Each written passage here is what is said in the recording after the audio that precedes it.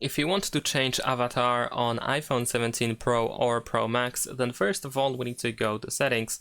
Over here you want to choose your Apple account at the top, then we can go to personal information, and after that you should be able to tap on the change option over here below the current avatar. And now we can customize our avatar. We can use photos, so you can open the library and choose a photo from the gallery. You can also choose an emoji over here. You can also tap on one of these first options in order to create something individual. We also have monogram and emojis over here. So we can also tap on customize in order to customize the avatar that we already have. So let's say I'm just gonna switch to something like this, and then we can press choose in the upper right corner once you are done. However, these are only suggestions, of course, so you can also choose different animal, for example. You can move and scale, and you can choose a different color.